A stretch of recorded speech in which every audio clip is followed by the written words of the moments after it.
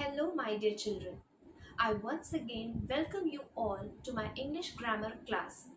Today, we are going to study about lesson number 9 prepositions. So, without wasting much time, let's continue with our class. Lesson number 9 prepositions. Words which tell us about the position of something or someone in relation to another are called preposition. preposition हम उन words को कहते हैं जो हमें किसी की भी पोजीशन बताता है. किसी की भी पोजीशन मतलब किसी भी पर्सन, किसी भी एनिमल, किसी भी थिंग या किसी भी प्लेस की हमें पोजीशन बताए, जगह बताए कि वो कहाँ पे है, किधर रखा हुआ है, कितने बजे आएगा. तो ये सारी चीज़ें, ये पोजीशन, ये टाइम, ये डायरेक्शंस अगर हमें बताए तो उन वर्ड्स को हम prepositions कहते हैं. ये किसी के भी रिलेशन में हो सकता है. ये पर्सन के लिए हो सकता है या किसी भी एनिमल, प्लेस या थिंग के लिए हो सकता है. तो किसी की भी पोजीशन को बताना, उनको हम prepositions कहते हैं. आई होप आपको ये चीज़ समझ में आ गई होगी. नहीं आई तो हम एग्जाम्पल्स के थ्रू कर सकते हैं. So let's continue with our examples. The first example here is the fish is in the pond. Fish कहाँ पे है? Pond के अंदर. Pond है, पानी है और उसके अंदर fish है. तो यहाँ पे हमें किसकी पोजीशन बताई है? Fish की पोजीशन बताई है कि fish कहाँ पर है? Pond के अंदर है. तो यहाँ पे हमारा word in हमारा preposition हो जाता है. In का मतलब क्या होता है? जब हम किसी चीज के अंदर की बात करते हैं. For example, the pencil is in the box. Pencil कहाँ पे है? बॉक्स के अंदर है. सो सेम हियर, जैसे पेंसिल बॉक्स के अंदर है, इन द बॉक्स है, यहाँ पे भी the fish is in the pond. तो यहाँ पे फिश हमारे पॉन्ड में है, इन है. तो यहाँ पे हमें किसकी पोजीशन बताई है? हमें यहाँ पे फिश की पोजीशन बताई है. तो फिश क्या है? हमारा नाउन. ये हमारा एनिमल का नेम हो गया. ठीक है. Next come, the ball is on the table. Ball table के ऊपर है. बॉल कहाँ पे है? टेबल के ऊपर. सो यहाँ पे हमें किसकी पोजीशन बताए? हमें बॉल की पोजीशन बताए कि बॉल कहाँ पर है. बॉल टेबल के ऊपर है. तो ये यहाँ पे हमें ऑन वर्ड ने, कौन से वाले वर्ड ने हमें बॉल की पोजीशन बताई? जो ये ऑन लिखा हुआ है, इसने हमें बताया कि बॉल कहाँ पे है. तो ऑन हमारा preposition हो गया. ऑन का मतलब होता है जब हम किसी चीज को किसी ऊपर बताते हैं. ओके, जैसे कि for example, the marker is on my hand. Marker कहाँ है? मेरे हैंड पर है. तो ये हो गया ऑन, क्योंकि ये मेरे हैंड के ऊपर रखा हुआ है. ये चीज हो गया. तो ऑन का मतलब जब हम किसी चीज को ऊपर रखते हैं, लेकिन वो टच होना चाहिए. अगर वो टच नहीं है तो यहाँ पे ऑन नहीं आएगा. अगर टच है तो ऑन आएगा. So the ball is on the table. Next come, the stars are above us. Stars हमारे ऊपर है. तो stars कहाँ है? हमारे ऊपर ही होते हैं ना. The stars are above us. तो यहाँ पे हमें किसकी पोजीशन बता रहे हैं? stars की जगह बता रहे हैं, प्लेस बता रहे हैं उसकी, कि stars कहाँ पे है? stars हमारे above है, ऊपर है. तो यहाँ पे word above हमारा preposition हो जाता है. ओके, तो word above क्या हुआ? preposition. अभी मैंने क्या बताया था? ऑन और अबव. ऑन का मतलब भी मैंने बताया ऊपर, और अबव का मतलब भी मैंने बताया ऊपर. लेकिन दोनों में वन डिफरेंस है. There is a difference between both of the prepositions. On हम तब यूज करते हैं जब कोई चीज हमारे, जिसे हम जिनकी रिलेशन में बता रहे हैं, टच हो रहा है. जैसे कि यहाँ पे बॉल और टेबल है. तो बॉल कहाँ पे थी? टेबल के ऊपर थी. तो बॉल और टेबल आपस में टच थे. किसे? बॉल और टेबल आपस में टच थी. बॉल टेबल के ऊपर थी तो वो उससे टच थी. यहाँ पे स्टार्स और हमारे बीच का रिलेशन है. हमारे ऊपर स्टार्स है तो हम दोनों का रिलेशन बता रहे हैं. हम दोनों के बारे में बात हो रही है ना. लेकिन क्या स्टार्स हमसे टच हो रहे हैं? नहीं, हम स्टार्स को टच नहीं कर सकते हैं. स्टार्स हमारे ऊपर है, हमारे हेड के भी ऊपर है. हम उनको टच नहीं कर सकते, तो इसलिए यहाँ पर अबव आया। तो ऑन हम तब यूज करते हैं जब दो जने मिल रहे होते हैं, टच हो रहे होते हैं, लेकिन अबव हम तब यूज करते हैं जब वो हमारे ऊपर तो है लेकिन वो हमसे टच नहीं है, just in case the stars, जैसे कि स्टार्स के केस में हुआ। Now the next come, Sita set beside me. Sita मेरे बिसाइड मतलब मेरे साइड में आके बैठी है।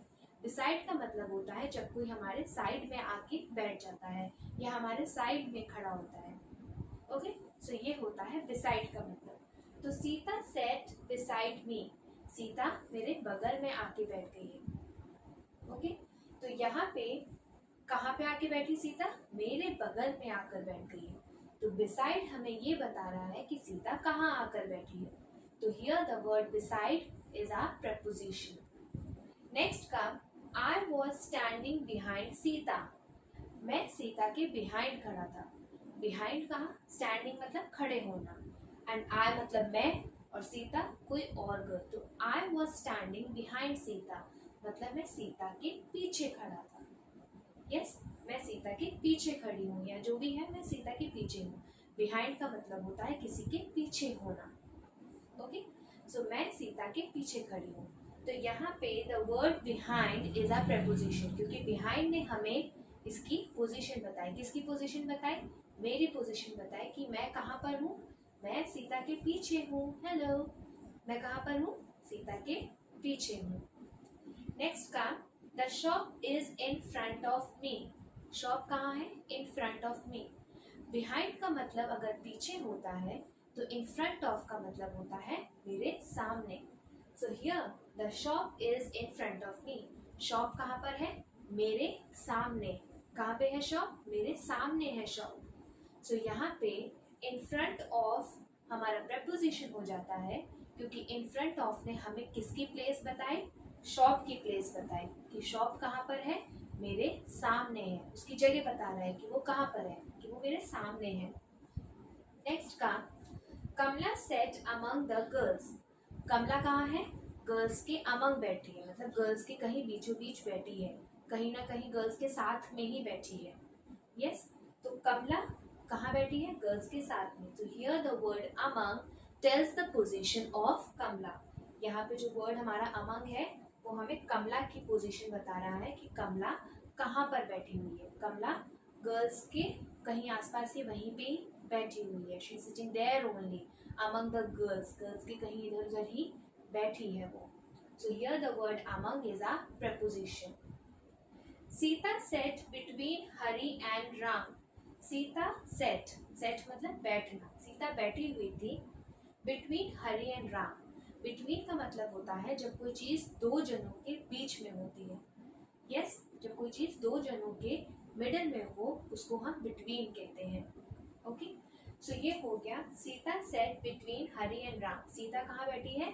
हरि और राम के बीच में सीता बैठी है। Suppose I am Sita, so here Hari and here Ram. तो हरि और राम के बिटवीन बीच में कौन बैठा है? सीता। तो मैं सीता हूँ, तो हियर हरि और हियर राम। तो हरि और राम के बिटवीन सीता बैठी हुई है। I am sitting. So Sita set between Hari and Ram. तो here the word between is a preposition. Here between word हमारा क्या हो जाता है? preposition हो जाता है, because it tells the place or position of Sita. ये हमें सीता की प्लेस बता रहा है, पोजीशन बता रहा है कि सीता कहाँ पर है। कहाँ पे बैठी हुई है सीता? हरि और राम के बिटवीन बैठी हुई है, बीच में बैठी हुई है। नेक्स्ट काम, take care of your books. अपनी बुक्स का ध्यान रखो। So here the word of will come preposition, क्योंकि अपनी बुक्स का ध्यान रखो।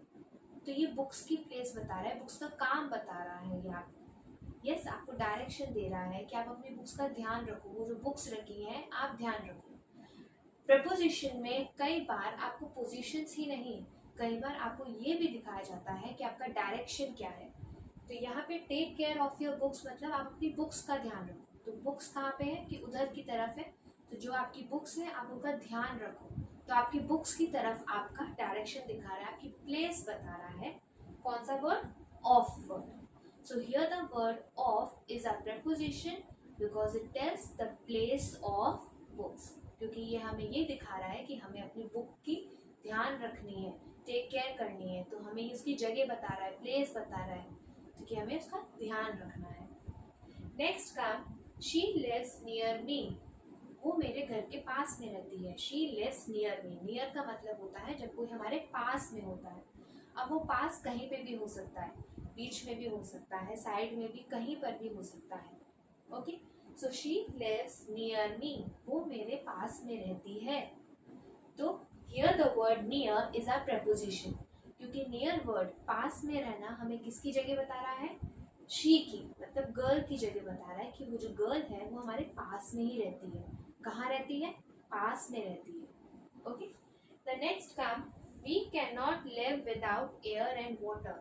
हम एयर और वाटर के विदाउट रह सकते हैं. विदाउट मतलब जब हम किसी के साथ में नहीं हो सकते, हम किसी के साथ कुछ इमेजिन नहीं कर सकते. तो विदाउट का मतलब जब हम कोई चीज़ इमेजिन नहीं कर सकते, हम कुछ नहीं कर सकते किसी के बगैर. तो we can not live without air and water. हम एयर और वाटर के बिना नहीं रह सकते. So here the word without tells you the direction और द पोजीशन ऑफ योरसेल्फ. आपकी पोजीशन बता रहा है कि आप किसके बगैर नहीं रह सकते हैं, कि हम एयर और वाटर के बगैर नहीं रह सकते. तो ये हमारी प्लेस है, ये हमारी पोजीशन है कि हम नहीं रह सकते थे. So here the word without is a preposition. ये हमारा preposition हो जाता है. Okay, the next comes, the ball is under the table. Ball कहाँ है? Under the table. कि बॉल हमारे टेबल के नीचे है, अंडर द टेबल है. तो अंडर का मतलब होता है किसी भी चीज के नीचे होना. जैसे कि ये है और ये मेरा हैंड है. So the marker is under my hand. मेरे हैंड के नीचे है. तो अंडर का मतलब जब कोई चीज नीचे होती है, किसी चीज के नीचे. सो the ball is under the table. Ball कहाँ पे है? टेबल के अंडर. ये टेबल मैंने ड्रॉ किया. Let me draw a table. और यहाँ पे बॉल है. तो टेबल के नीचे बॉल है. Yes, so the ball is under the table. So here the word under is a preposition. ये हमारा preposition हो जाता है because it tells us the position of the ball. क्योंकि ये हमें बॉल की पोजीशन बता रहा है कि बॉल कहाँ पर रखी हुई है, कि बॉल टेबल के नीचे है, अंडर है. So the ball is under the table. और you can see the cat is under the table. Cat table के अंदर है, नीचे है. यस, सो आप ऐसे भी कह सकते हैं. 13, the dog rain after me. After का मतलब क्या होता है? जब कोई किसी के बाद में आता है. यस, आफ्टर का मतलब क्या होता है? किसी के बाद में आना. और बिफोर का मतलब किसी के पहले आना. तो हम ये दो सेंटेंसेस करते हैं.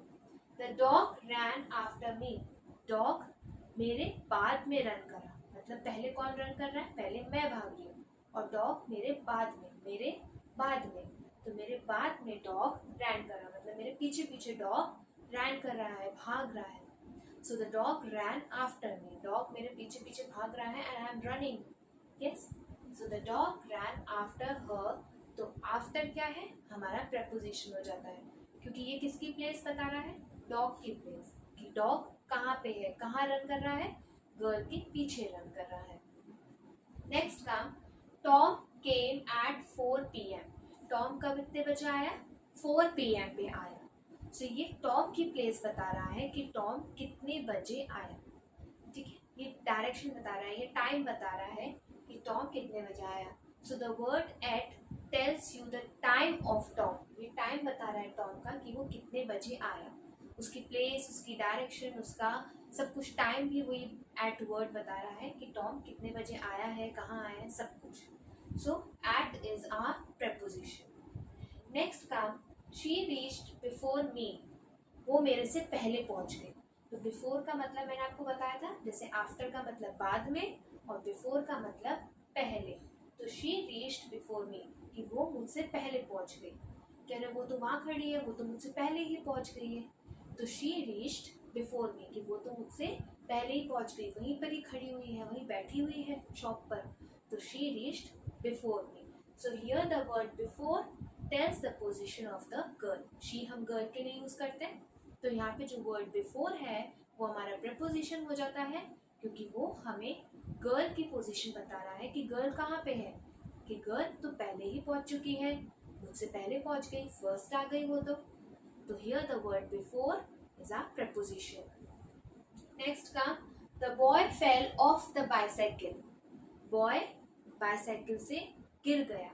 Here the word OFF off tells you, off का मतलब ये होता है कोई चीज किसी से हट जाना, एकदम से सडनली वहां से हट जाने को हम ऑफ वर्ड यूज करते हैं. जब हम कोई चीज किसी से हटाते हैं, जैसे कि ये मार्कर है मैं इसे हटा दूं, सो ये मैंने हटा दिया, रिमूव कर दिया, सो ये ऑफ वर्ड आएगा यहाँ पे. Okay, the cap is of the marker.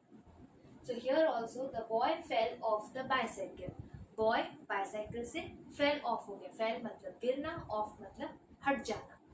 So the boy fell off the bicycle में ऑफ वर्ड हमारा preposition होता है, क्योंकि ये वर्ड हमें ये बता रहा है कि बाइसाइकिल से बॉय गिर गया. फेल ऑफ मतलब वो सडनली गिर गया, हट गया वहां से. तो यहाँ पे हमें बॉय की पोजीशन बता रहा है.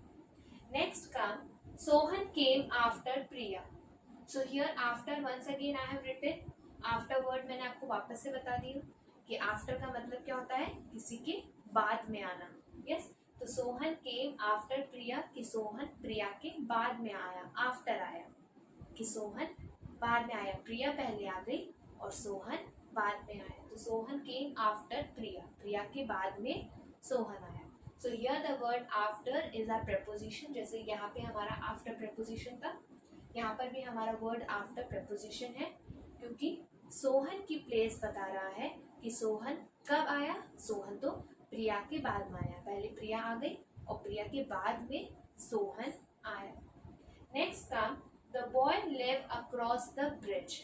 बॉय कहाँ रहता है, ब्रिज के अक्रॉस. अक्रॉस का मतलब होता है जब हम किसी चीज को क्रॉस करके दूसरी साइड पे होना. क्रॉस का मतलब आपको पता है, ये क्रॉस होता है. तो यहाँ पे अक्रॉस का मतलब होता है जब कोई पर्सन, एनिमल, प्लेस या थिंग किसी दूसरी साइड पे होते हैं. हम इस साइड पे हैं, बीच में कोई डिवीजन है, कोई डिवाइड है, कोई पार्टीशन है, कुछ कट हो रहा है और फिर वो दूसरी साइड पे रहता है. यस, तो यहीं पर है कि the boy live across the bridge. जैसे कि ये बॉय है, ये ब्रिज हो गया, हियर इज द ब्रिज, और ये दूसरी साइड हो गई. Yes, so the boy lives, ये इधर की साइड हो गई. सो हम बोलेंगे और this is the river. So we will say that the boy lives across the bridge. मैं यहाँ पर हूँ, I am here. The boy lives across the bridge, कि बॉय ब्रिज के अक्रॉस रहता है, दूसरी साइड रहता है. एक साइड ये रही और एक साइड ये रही, तो ये रहा boy. So we can say the boy live across the bridge, कि ब्रिज के अक्रॉस, ब्रिज को क्रॉस करना पड़ेगा हमें बॉय तक जाने के लिए. तो बॉय ब्रिज के दूसरी तरफ रहता है, दूसरी साइड में रहता है. तो सेम हियर, तो यहाँ पे हमें अक्रॉस वर्ड हमारा preposition हो जाता है, because it tells us the position of the boy. ये हमें बॉय की पोजीशन बताता है, प्लेस बताता है कि बॉय कहाँ पर रहता है. कहाँ रहता है बॉय, ब्रिज के दूसरी साइड पे, अक्रॉस द ब्रिज रहता है. Next is Tom is going to the park. Tom कहाँ जा रहा है, टू द पार्क. तो ये हमें डायरेक्शन बता रहा है या पोजीशन बता रहा है, उसकी प्लेस बता रहा है, एक तरह से डायरेक्शन, कि टॉम किधर जा रहा है. Tom is going to the park. So here the word to is a preposition, क्योंकि ये बता रहा है कि टॉम किधर जा रहा है, वो पार्क की तरफ जा रहा है. So here the word to हमारा क्या हो गया, preposition. और ये किसकी डायरेक्शन या किसकी प्लेस बता रहा है, टॉम की बता रहा है. नेक्स्ट का आई केम फ्रॉम ऑफिस. मैं ऑफिस से आया. सो मैं कहाँ से आया, मैं कहाँ से आ रही हूँ, मैं ऑफिस से आ रही हूँ. सो here the word from, from office मतलब आना, वहाँ से आना या यहाँ से कुछ करना. तो here the word from is a preposition. From हमारा preposition हो जाता है, क्योंकि फ्रॉम वर्ड हमें ये बता रहा है कि मैं कहाँ से आई, ये मेरी प्लेस बता रहा है कि मैं कहाँ से आ रही हूँ, मैं ऑफिस से आ रही हूँ. तो from word is a preposition. So the words like in, on, above, beside, behind, in front of, among, between, off, near, without, under, after, at, before, of, across, to, from. These are the words which tell us the position of person, place, animal और thing. ये वो words हैं जो हमें person, place, animal या thing की position बताता है या प्लेस बताता है कि वो कहाँ पर है. प्रेपोजिशन को हम इस टाइप से भी देख सकते हैं, कहाँ. यस, कहाँ से भी देख सकते हैं कि वो कहाँ पर है. जब भी आप प्रेपोजिशन को मार्क करें तो आप हिंदी में भी ट्रांसलेट करके देख सकते हैं. You can translate it in Hindi also. जब आपको इसका आंसर कहाँ मिल जाए, in English you can say where. आपको वेयर का आंसर मिल जाए, that where the person is going, where the person is standing, where the person is sitting, where the stars are. Yes, where the dog ran. Yes, तो आपको जब where के answer मिल जाए, कहाँ पे रन कर रहा है, कहाँ पे भाग रहा है, किसके पीछे, सो जब आपको इसके आंसर्स मिल जाए और जो वर्ड्स आपको इसके आंसर दे वो आपका प्रेपोजिशन हो जाता है. तो प्रेपोजिशन क्या था, वो वर्ड्स जो आपको किसी भी पर्सन, प्लेस, एनिमल या थिंग की पोजीशन बताता है.